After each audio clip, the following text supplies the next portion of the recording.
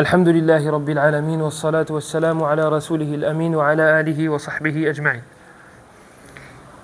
Alors, on continue le livre de l'imam Al-Muzani rahimahullah ta'ala dans la croyance Sharh al-Sunnah l'imam Abi Ibrahim Ismail ibn Yahya Al-Muzani rahmatullahi alayhi. يقول: ثم خلق للجنة من ذريته أهلا فهم بأعمالها بمشيئته عاملون وبقدرته وبإرادته ينفذون إلى آخر ما ذكر.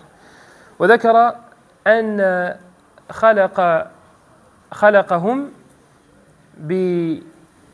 بسمع وهم لا يسمعون، فخلقهم وهم لا يسمعون وخلقهم وهم لا يبصرون إلى غير ذلك. وسنذكر إن شاء الله ما هو قصد المؤلف. C'est à l'extérieur, c'est bon, je peux rien dire. J'entendais parler, je crois que c'était à l'intérieur.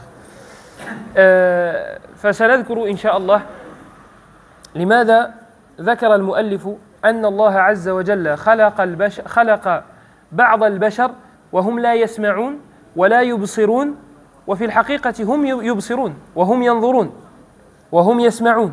فما هو قصد المؤلف؟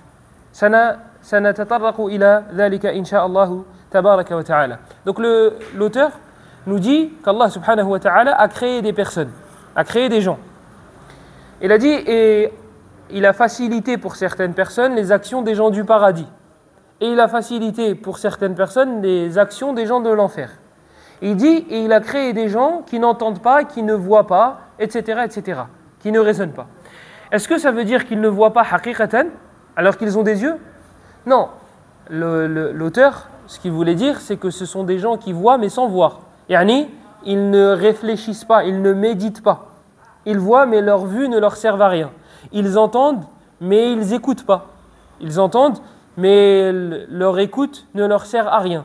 Et donc, في الحقيقة هم لا يسمعون وهم لا يبصرون كما ذكر ربنا عز وجل ذلك في عدة مواضع من كتابه سبحانه وتعالى. ذكر أقواما هم لهم أسماع لكن لا يسمعون، لهم آذان عفوا وهم لا يسمعون، ولهم أعين وهم لا ينظرون ولا يبصرون، ولهم قلوب وهم لا يعقلون. ذكر الله عز وجل ذلك مرات منها في آخر سورة الأعراف، في آخر سورة الأعراف. فهو سبحانه وتعالى نفى حقيقة السمع، نفى حقيقة السمع يعني الانتفاع بالسمع، ولم ينفي أنهم يسمعون. ولماذا لم ينفي أنهم يسمعون؟ لأن السمع لأنه يتعلق به خطاب الشرع. فلو لم يسمعوا خطاب الله عز وجل ثم عذبهم لكان ذلك من الظلم. وإنما يسر لهم سبل السمع وسبل الفهم وسبل البصر لكي تقوم عليهم الحجة، لكي تقوم عليهم الحجة. ولذلك يقول الله سبحانه وتعالى: كلما ألقي فيها فوج، يعني جماعة من الناس، كلما ألقي فيها فوج سألهم خزنتها ألم يأتكم نذير؟ قالوا بلى قد جاءنا نذير فكذبنا وقلنا ما نزل الله من شيء إن أنتم إلا في ضلال كبير أو مبين. كبير et tout à la fin il y a ajrun kabir. Kaf, c'est la même chose. طيب, donc Allah subhanahu wa ta'ala dans le Coran, il nous parle de personnes qui entendent, il nous parle de personnes qui voient, mais il nous dit ils n'entendent pas et ils ne voient pas. طيب, ils ont des oreilles mais ils n'entendent pas, ils ont une vue mais ils ne voient pas. Qu'est-ce que ça veut dire? Et l'auteur, c'est ce qu'il a dit aussi. Il a dit, il y a des gens qu'Allah a créés, ils ne voient pas, ils n'entendent pas, etc. Est-ce que ce sont des bêtes et ils avancent et ils se prennent des murs parce qu'ils ne voient rien et parce qu'ils n'entendent rien? Non. المنفي هو الانتفاع بهذا السمع أو بهذا النظر أو بهذا إلى آخره بهذا القلب. Ce qu'il a renié, ce qu'il a rejeté, c'est le fait d'en avoir tiré profit de ces bienfaits-là. La vue, l'ouïe, le cœur. Ils ne se sont pas servis de ces bienfaits-là à bonne escient. Donc, c'est comme s'ils ne voyaient pas. C'est comme s'ils n'entendaient pas. C'est comme s'ils ne réfléchissaient pas. Parce qu'ils ne se sont pas servis de ces outils-là pour apprendre, pour comprendre et pour observer la création d'Allah. Donc en vrai, ils ne voient pas, même s'ils prétendent voir. Donc en vrai, ils n'entendent pas, même s'ils prétendent entendre. D'ailleurs, une petite parenthèse. Dans Surat Al-A'raf, tout à la fin du verset, Allah il dit « Ulaika kal an'am, bal hum adal » Il nous dit, subhanahu wa ta'ala, lorsqu'il nous parle des gens justement qui ont des yeux mais qui ne voient pas, avec ce sens-là que je viens de vous citer, qui ont des oreilles mais qui n'entendent pas et qui ont des cœurs mais qui ne réfléchissent pas, Allah tout à la fin du verset il dit « Ulaika kal an'am, bal hum adal » Voici ceux qui sont comme les bestiaux, non, ils sont pires. Pourquoi ils sont pires que les bestiaux? Ibn al-Qayyim, rahimahullah, il dit que la seule caractéristique dans laquelle nous dépassons les animaux, c'est la raison. C'est la réflexion. Notre raison, elle est censée être complète. Les humains réfléchissent.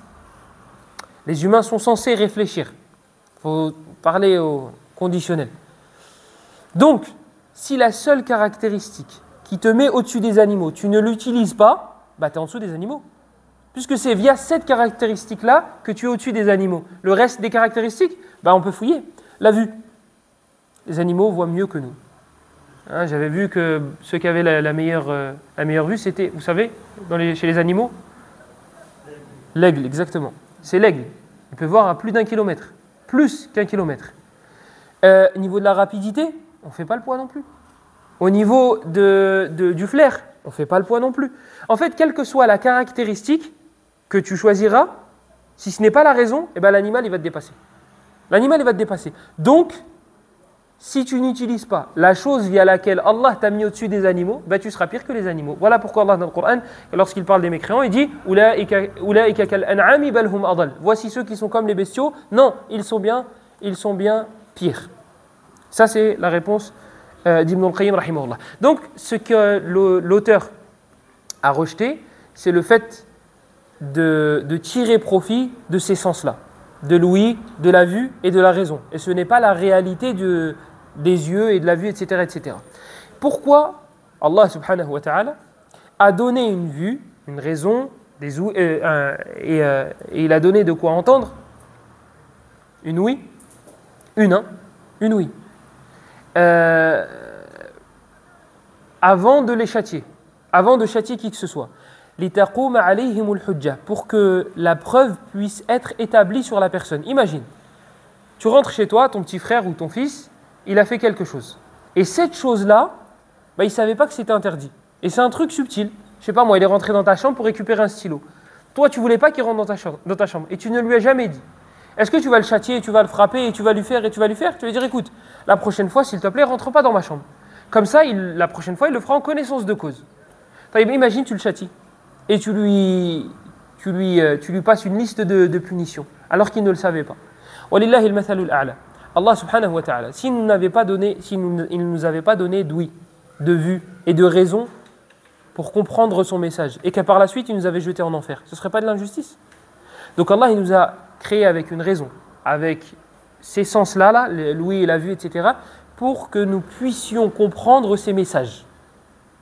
Comme ça, si demain tu rencontres Allah et tu dis ouais mais je ne savais pas, ah si, je t'ai donné la vue, je t'ai donné l'ouïe, je t'ai donné un cœur, je t'ai donné une raison pour que tu puisses comprendre. Maintenant tu n'as pas voulu suivre, ça c'est un autre problème. Voilà pourquoi Allah dans le Coran, il nous dit que le messager, son devoir c'est de transmettre. Ma 'ala ar-rasuli illa al-balagh. Ma 'ala ar-rasul illa al-balagh. Le messager, son travail c'est de transmettre. Comme ça la personne en face elle entend. Ma 'ala ar-rasuli illa al-balagh. Dans l'autre verset c'est wa in tawallaw fa innama 'alayka al-balagh. Et dans surat at-Tawbah wa in ahadun min al-mushrikeen istajaraka fa'ajirhu hatta yasma'a kalam Allah. Fa anta ma'murun بالتبليغ ثم بعد ذلك ليس لك من الأمر شيء إن أراد أن يتبع الهدى فله وإن أراد ألا يتبع الهدى فعليه. Donc nous avons le devoir de transmettre. La personne qui est en face est censée être apte à comprendre le message parce qu'Allah lui a donné les éléments pour comprendre. Et donc, comme on a dit, le devoir de transmettre aura été fait. La personne elle aura compris le message, classe, ton devoir s'arrête ici. Tu ne peux pas forcer les gens à croire. Ma 'ala ar-rasuli illa al-balagh, n'appartient au messager que la transmission. Et Allah il nous dit dans Surat At-Tawbah, jusqu'à ce qu'ils entendent le Coran, jusqu'à ce qu'ils entendent la parole d'Allah. Voilà, tu as fait ton devoir, tu as transmis, le reste, ce n'est pas dans tes cordes. La guidée, tu ne la mets pas dans les cœurs des gens. Donc Allah subhanahu wa ta'ala nous a donné ces sens-là pour qu'on puisse comprendre ces messages, pour que nous n'ayons pas d'excuses en face de lui. Ouais, mais je ne savais pas. Ouais, mais tu as vu, les preuves auront été établies. Imaginons une personne qui nous dit, moi, j'ai jamais reçu le message. Moi, je ne sais pas ce que c'est l'islam. Et donc, du coup, voilà, je suis mort. On va s'imaginer dans la tombe et on parle avec lui. Voilà, qu'est-ce que tu faisais dans la vie? Je faisais ça, et j'ai jamais reçu le message. Quel va être mon jugement? Bien sûr, c'est une image, on ne va pas discuter dans la tombe avec les gens. Eh bien, la réponse, c'est que c'est un sujet qui a été abordé par les savants qui s'appelle al-udhru bil jahl, l'excuse par l'ignorance. Est-ce que un humain est excusé par son ignorance ou non? Oui et non. Ça va dépendre des cas. Imaginons une personne, elle a les capacités d'apprendre, elle a la facilité d'apprendre, de se renseigner sur l'islam, de prendre des cours ou de poser des questions. Et elle dit, ouais, mais moi je ne savais pas. Ouais, ça aussi je ne savais pas. Cette personne-là, on va lui dire, toi, tu t'es détourné de l'apprentissage, volontairement. Donc on ne va pas t'excuser. Maintenant, une autre personne, elle n'a pas Internet, elle n'a pas de télé, elle vit sur une montagne, elle ne sait pas ce que c'est Allah, elle ne sait pas ce que c'est rien. Et elle n'a aucun moyen d'apprendre. Cette personne-là, on va lui dire, bah oui, peut-être que oui, toi, Allah, il va te questionner, et il va te donner un autre test, comme dans le Mousnad de l'imam Ahmed, les gens qui n'ont pas reçu de message recevront un autre test, Yawm al-Qiyamah. Donc, tout dépend du profil de la personne. Si la personne n'a pas reçu le message parce qu'elle ne pouvait pas, ce n'était pas dans ses cordes, celle-là, elle s'excusera. Et Allah, elle sera excusée. Et Allah subhanahu wa ta'ala, il nous dit dans le Coran, رُسُلًا مُبَشِّرِينَ وَمُنذِرِينَ لِأَلَّا يَكُونَ لِلنَّاسِ عَلَى اللَّهِ حُجَّةٌ بَعْدَ الرُّسُلِ يعني بعد إرسال الرسل فإذا لم يأتي رسولا إليك فأنت معذور بالجهل. كذلك يقول الله سبحانه وتعالى ومن يشاقق الرسول من بعد ما تبين له الهدى فإذا لم تتبين الهدى لك فأنت معذور بالجهل. ومن يشاقق الرسول من بعد ما تبين له الهدى ويتبع غير سبيل المؤمنين نوله ما تولى ونصله جهنم وساءت مصيرا. وبعضهم استدلوا بقوله تعالى هل يستطيع ربك أن ينزل علينا مائدة من السماء فهم شكوا في قدرة الله ومع ذلك لم يكفرهم عيسى لأنهم معذورون بالجهل. واستدلوا بآيات أخرى وما كنا معذبين حتى نبعث رسولا مثلا. Donc j'ai cité plusieurs versets qui prouvent qu'Allah subhanahu wa ta'ala ne châtie pas un peuple tant que ce peuple-là n'a pas reçu de prophète, tant que ce peuple-là n'a pas reçu de message. Donc, par analogie, si aujourd'hui il y a un peuple, un village ou une personne qui n'a pas reçu le message parce qu'elle ne pouvait pas le recevoir et qu'elle n'a aucun moyen de recevoir le message de l'islam, eh bien elle sera excusée. Elle sera excusée par son ignorance. Et Allah subhanahu wa ta'ala n'est pas injuste. Il ne va pas châtier quelqu'un qui ne mérite pas d'être châtié. Si la personne n'a pas reçu le message, elle n'a pas reçu le message. قال رحمه الله الإيمان قول وعمل وهما سيان ونظامان وقرينان لا نفرق بينهما لا إيمان إلا بعمل ولا عمل إلا بإيمان. Il nous dit rahimahullah que la foi elle est composée de paroles et d'actes. La foi, la réalité de la foi, elle est composée de paroles et d'actes. قول وعمل. قول القلب وقول اللسان. وعمل القلب وعمل اللسان.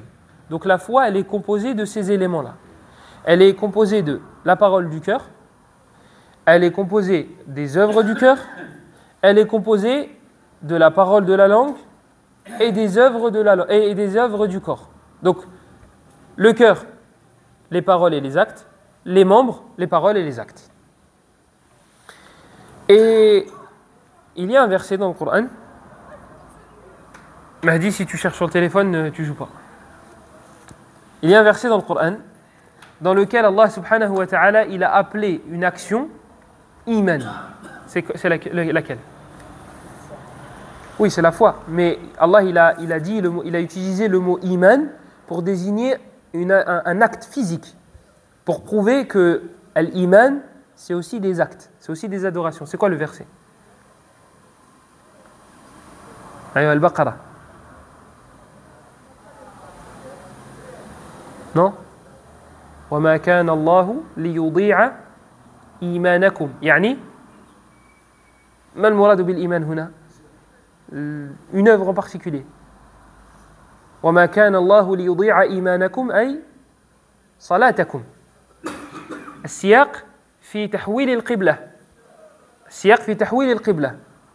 فالله سبحانه وتعالى قال وما كان الله ليضيع إيمانكم أي صلاتكم. فالذين كانوا يصلون من قبل يصلون على غير الكعبة، كانوا يستقبلون ماذا؟ القدس. طيب هؤلاء يعني لم يشاهدوا تحويل القبلة، فهل صلاتهم كانت صحيحة أم لا؟ قال تعالى وما كان الله ليضيع إيمانكم أي وما كان الله ليضيع صلاتكم. Donc le contexte de ce verset-là, c'est qu'Allah subhanahu wa ta'ala, il nous parle de la qibla. La qibla, elle a changé, comme vous le savez. Au début, c'était vers Jérusalem. Et puis Allah subhanahu wa ta'ala, nasakha hadha al-hukm. Il a abrogé ce jugement-là pour qu'on se dirige vers la Kaaba. Ok, mais la prière de ceux qui priaient en direction de l'Quds, est-ce qu'elle est caduque ou pas? Allah, il dit وَمَا كَانَ اللَّهُ لِيُضِيعَ إِيمَانَكُمْ. Allah ne va pas annuler ou ne va pas délaisser votre iman. Et ici, iman, vu le contexte, ça fait référence à la prière. Donc en gros, ces gens-là vont avoir des hasanat. Bien sûr que oui. Mais ce qui nous intéresse ici, c'est quoi? C'est qu'Allah subhanahu wa ta'ala a appelé la salat iman. Il l'a appelé la foi. Et ce qui nous prouve quoi? Ce qui nous prouve que la foi, ce sont des actes. Contrairement à ceux qui disent ouais non mais moi l'iman c'est là. Oui, si ça avait été là, ça se verrait là. Mais comme il n'y a pas là, il n'y a pas là. Voilà. C'est simple. C'est aussi simple que ça. C'est comme si quelqu'un te dit j'ai de l'argent sur mon compte. Vas-y, montre. Non, mais il y a écrit zéro, mais t'inquiète. Il y a écrit zéro. Il y a écrit zéro. Là, toi, tu n'œuvres pas du tout. Tu dis mais la foi, elle est là. Non. Comme le compte bancaire. Si tu avais de l'argent sur ton compte bancaire, il n'y aurait pas écrit zéro. Si la foi était présente, tu ne ferais pas zéro acte. Ça, c'est pour quelqu'un qui délaisse tout. Quelqu'un qui délaisse tout. Là, on dira la foi, elle n'est pas présente. Maintenant, quelqu'un qui délaisse partiellement, on en parlera incessamment sous peu. Donc, Allah subhanahu wa ta'ala, il a appelé la foi, il a appelé la salat la foi. Donc, ça nous prouve que la foi, ce sont des actes. Le hadith du prophète sallallahu alayhi wa sallam, lorsqu'il parle des branches de la foi, il nous dit que la foi, bid'un wa sittuna shu'bah. وفي رواية مسلم بضع وسبعون شعبة أعلاها قول لا إله إلا الله فالإيمان قول أعلاها قول لا إله إلا الله وأدناها إماطة الأذى عن الطريق والحياء شعبة من الإيمان فذكر عملين ذكر الإماطة عن الطريق وذكر الحياء وهما عملان. Le prophète sallallahu alayhi wa sallam, il nous dit que la foi contient plusieurs branches. Il nous dit la branche qui est la plus élevée, c'est la ilaha illallah. Donc la foi, c'est une parole. La ilaha illallah. Il dit et wa adnaha et la branche la moins élevée, imatatul adha anit tariq. Le fait d'enlever quelque chose qui va nuire et qui est sur le chemin. Ça là, c'est un acte. Le fait d'enlever quelque chose qui est sur le chemin, c'est un acte. Et le prophète, il parlait de la foi. Donc ça nous prouve que la foi, ce sont des actes aussi. Puisque ça, c'est un acte, et dire la ilaha illallah, c'est une parole. Donc la foi, ce sont des paroles, et ce sont des actes. Et à la fin, il dit « Wal haya'u shu'batun min al-iman ». Et la pudeur fait partie d'une des branches de la foi. Ça aussi, c'est un acte. Donc ça nous prouve que l'iman, la foi, le fait de croire en Allah, ce sont des actes et des paroles. Ça se divise en ces catégories-là. Pareil, concernant la foi, il y a un autre élément dans lequel, à cause duquel certains sont sortis de Ahl Sunnah wal Jama'a, qui sont sortis du groupe sauvé. Ils ont dit que la foi c'était un bloc. Soit tu l'as, soit tu ne l'as pas. Qu'est-ce que ça sous-entend? Qu'est-ce que ça engendre? Ça engendre que toi et moi et Jibril, on a la même foi. Que toi et moi et Mohammed, on a la même foi. Que toi et moi et Abu Bakr, on a la même foi. Ce qui est complètement faux. C'est pas faux, c'est complètement faux. C'est pas un bloc. En fait, pour eux, c'est soit oui, soit non. As-tu la foi? Oui, c'est bon. As-tu la foi? Non, c'est bon. Donc tous les mécréants, ils sont au même degré de mécréance, et tous les croyants sont au même degré. Et ça, c'est une secte. Ça, c'est une secte. Les gens de la sunna, qu'est-ce qu'ils disent? Ils disent la foi, elle augmente et elle diminue.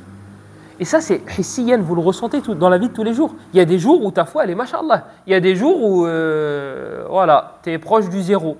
Tu te dis, tu remets toute ta vie en question. Qu'est-ce que je fous là? Parce que c'est la foi. Quand Hanzala, il est parti voir le prophète sallallahu alayhi wa sallam, il est sorti de chez lui pour aller voir le prophète sallallahu alayhi wa sallam. Abu Bakr, il l'a vu, il lui a dit, qu'est-ce que tu fais? Il lui a dit, nafaqa Hanzala. Il lui a dit, Hanzala est devenu un hypocrite. Il parle de lui-même. Il dit, Hanzala est devenu un hypocrite. Abu Bakr lui dit, comment ça? Il dit, c'est simple, quand je suis avec le prophète sallallahu alayhi wa sallam, j'ai l'impression d'être au paradis.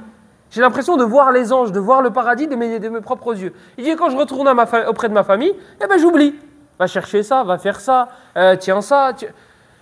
Pourquoi tu as fait ça? Pourquoi tu n'as pas fait ça? Si tu as fait ça, pourquoi tu l'as fait comme ça? Mohim, vous connaissez, vous savez de quoi je veux parler.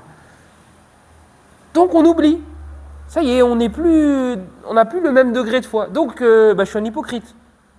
Abu Bakr il a dit, si toi tu es un hypocrite, moi aussi je suis un hypocrite. Parce que moi aussi je ressens ce que tu ressens. On va voir le prophète. Vous imaginez, la plus grande perte, la plus grande épreuve qui nous a touchés, c'est le fait de ne pas avoir vu le prophète. Sallallahu alayhi wa sallam. Vous imaginez toutes ces divergences-là, c'est terminé. On va voir le prophète. Sallallahu alayhi wa sallam. Deux, ils se disputent, on va voir le prophète. Deux, ils divergent, on va voir le prophète. Les problèmes, ils sont réglés. Alayhi salatu salam. C'est pour ça que Anas ibn Malik, radiyallahu anhu, quand ils ont enterré le prophète sallallahu alayhi wa sallam, il a dit Ankarna qulubana. Il dit, on s'est dit, c'est impossible qu'on ait pu faire ça. On ait pu enterrer le prophète. Comment on a pu faire ça? Il a dit, quand on était à Médine, quand le prophète est arrivé, tout était illuminé. Il a dit, lorsqu'il est mort, tout s'est assombri. Alayhi salatu salam. Et le prophète, il dit, lorsque vous avez une catastrophe, rappelez-vous de votre catastrophe me concernant. Vous m'avez perdu, je suis mort. Alayhi salatu salam. C'est une façon de dire, il y a pire. En gros, toi, la catastrophe là, que tu as reçue dans ta vie, dis-toi que le fait que le prophète soit mort, c'est une catastrophe encore plus grande que celle qui t'a atteinte. Alayhi salatu salam. Il dit même dans le hadith que certaines personnes viendra un jour où il y a des personnes qui voudront sacrifier tout ce qu'ils ont pour le voir, juste pour lui parler. Tu imagines? Tu t'assois avec lui, tu parles avec lui, tu rigoles avec lui, tu pries derrière lui, alayhi salatu salam, et tu l'écoutes réciter. Wallahi, c'est la plus grosse épreuve. C'est la plus grosse épreuve qu'on ait pu recevoir. Pourquoi on parle de ça? Comment je suis arrivé à ça? Prophète sallallahu alayhi wa sallam. Barakallahu fik. Donc ils sont partis voir Abu Bakr et Hanzala, ils sont partis voir le prophète sallallahu alayhi wa sallam. Et ils lui ont dit, voilà, on est devenus des hypocrites. Pourquoi? Parce que ça. Le prophète leur a dit, écoutez, si vous restiez dans l'état dans lequel vous êtes lorsque vous êtes avec moi, les anges seraient descendus, la safahatkumul malaika fi turuq. Les anges seraient descendus pour vous serrer la main sur les rues, dans les rues. C'est impossible en gros. En gros, c'est quelque chose d'impossible de rester tout le temps avec le même degré de foi. Tu vas être obligé. Et c'est pour ça qu'après, il leur a dit sa'a, sa'a, sa'a, sa'a. Et il a dit une troisième fois. Sa'a, sa'a, ça veut dire quoi? Ça veut dire un moment pour ça, un moment pour ça. Un moment pour ça, un moment pour ça. Allez, un moment, tu fais des causes pour que la foi elle augmente. Et un moment, tu fais des choses, pas pour que la foi baisse. Mais tu fais des choses que tu es obligé de faire. Des choses qui ne vont pas forcément augmenter ta foi et qui ne sont pas forcément en rapport avec le haram, mais des choses de la dunya.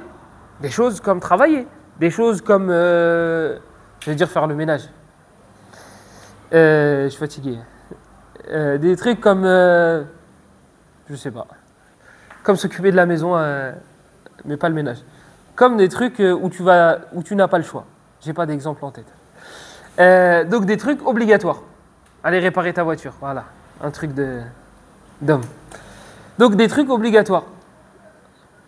Il y a un problème? Ah ok. Il était debout devant moi. Donc du coup, tu vas faire des choses qui vont pas forcément aider pour que ta foi augmente et qui vont justement te faire oublier l'akhira, partiellement. Et donc, sa'a wa sa'a. Pourquoi j'ai précisé ça? Parce que certaines personnes se sont servies de ce hadith-là pour dire il y a des moments pour désobéir à Allah et il y a des moments pour obéir à Allah. Non, non. Il y a des moments où tu vas obéir à Allah et il y a des moments où tu vas faire des choses qui ne vont pas forcément faire augmenter ta foi. Comme je vous ai dit, le travail, comme je vous ai dit, réparer la voiture, tu ne vas pas forcément te dire waouh, ma foi elle a augmenté, le moteur, comment il est fait? Pas forcément. Donc ta foi, elle risque de diminuer. Tu vas discuter de choses mondaines avec madame ou avec tes amis ou avec... Donc ta foi, elle va peut-être diminuer. Donc sa'a wa sa'a, un moment et un moment. C'est comme ceux qui rentrent dans la religion et qui ferment la porte à toute distraction. Moi, je veux pas de console, moi, je veux pas de ça, moi, je veux pas de ça, je veux pas... Et même un frère, il m'a dit, j'ai pas de télé, j'ai pas de frigo. J'ai pas de frigo. Masha'Allah. Parce que si tu avais un frigo, ta foi, elle allait baisser. Ou là, le tawakkul, il va descendre parce que moi, je place ma confiance en Allah pour qu'il rafraîchisse les aliments. Eh, akhi, subhanallah, c'est une facilité qu'Allah t'a donnée. Pourquoi tu veux pas acheter de frigo? Pourquoi tu veux tuhallimu ala nafsika ma ahalla Allahu lak? Tu vas te rendre haram ce qu'Allah t'a rendu halal. Et sache une chose, c'est walan yushadda ad-din ahadun illa ghalabah. Il n'y en a pas un qui va abuser dans le haram, etc., etc., sans que ça prenne le dessus sur lui et que ça l'anéantisse et qu'il finisse avec tout est halal. Et on les connaît, hein. On en a vu des gens qui haram, haram, haram, haram. L'année d'après, tu le vois, c'est le pire haramiste de la terre. Parce qu'il a trop appuyé. Il a trop appuyé. Il s'est imposé une charge que son âme n'a pas pu supporter. Et donc, il est parti de l'autre côté. Il est parti de l'autre côté de la rive. Donc, hawwin ala nafsik, doucement. Il y a des choses, tu vas avoir du mal à t'en détacher. Surtout que toi, tu n'es pas né en Mauritanie et dans le désert. Toi, tu t'es habitué à des choses et tu as grandi avec ces choses-là. Si ces choses-là ne sont pas haram et que tu veux t'en débarrasser, alors un conseil, fais-le petit à petit. Fais-le petit à petit. Si c'est pas haram, et que ce sont des distractions et que tu veux t'en débarrasser, débarrasse-toi-en petit à petit. Parce que si tu t'en débarrasses d'un coup et t'arraches le pansement et tu te dis c'est pas grave, ça fait mal d'un coup, les premiers jours ce sera difficile, mais t'inquiète. Non. Non, ton âme ne va pas supporter. Je précise bien, dans les choses autorisées. Dans les choses qui ne sont pas haram. Amma le haram, non. Là, le haram, on arrête. Et en vrai, même le haram, il faut savoir s'y prendre. Il faut savoir comment s'y prendre. Quelqu'un, vous avez en face de vous, quelqu'un qui vient se plaindre parce qu'il fume la cigarette. Et il fume 5 paquets par jour. Tu lui dis arrête, c'est haram. Tu crois que ça va marcher? Ça peut marcher dans certains cas. Mais en général, le nafs d'une personne, si elle est habituée à 5 paquets par jour et qu'elle arrête du jour au lendemain, il va arrêter une petite période et il va reprendre le manque, il va rattraper le manque. Écoute, t'en fumes 5, fume un. Fume un paquet. Tu vas dire, oh mais tu l'aides à faire du haram. Non, non, non. C'est juste une histoire de méthodologie. Moi, je suis en face d'une personne, c'est le moindre mal. Je ne suis pas en face d'une personne, c'est soit 5 paquets, soit rien. Non. Non. Ce serait trop beau. Il y a certains profils qui arrivent. Mais là, je suis en face d'une personne, je me dis, écoute, soit 5, soit 2. Et la semaine d'après, 1. Et la semaine d'après, une cigarette. Et la semaine d'après, plus de cigarettes. Je suis en face de ce problème-là. Le prophète, sallallahu alayhi wa sallam, dans le Mousnad de l'imam Ahmad, il y a un homme qui est venu le voir et qui lui a dit, je te prête allégeance, je m'engage à prier une fois par jour. Imaginez-vous, vous entendez un imam, et un gars est venu le voir, et il lui a dit, ouais, moi, je fais qu'une prière par jour. Qu'est-ce que tu en penses? Qu'est-ce qu'il va lui dire? Non, Akhi, c'est 5, Allah hidik, qu'Allah te guide. Allah, il en a légiféré 5, il n'en a pas légiféré une. Le prophète sallallahu alayhi wa sallam, il a dit quoi? Il a accepté. Il a accepté. On va lui dire quoi? Ah, il était d'accord avec du haram. Ah, il a... Non. Parce que la personne qui est en face, c'est pas soit 5, soit une. C'est soit une, soit rien. C'est soit une, soit rien. Donc, qu'est-ce qui va se passer? Soit je suis d'accord avec lui pour qu'il en fasse une, soit je vais lui dire fais-en 5 et il va en faire 0. Le prophète sallallahu alayhi wa sallam, il a vu loin. Donc il s'est dit quoi? Cette personne-là, elle va commencer avec une prière par jour. Et qu'est-ce qui risque de se passer? Elle va aimer la prière. Et donc elle va faire 2. Elle va s'habituer à la prière. Donc elle va faire 3, 4, 5. Voilà. Le résultat, c'est celui-là qu'on voulait. C'est cet objectif-là qu'on voulait. Mais le problème, c'est les personnes qui voient que le bout de leur nez. Ils ne voient pas loin, ils ne voient pas les répercussions. Et ça, c'est la définition justement de l'intelligence. L'intelligent connaît les répercussions. Il voit un peu plus loin.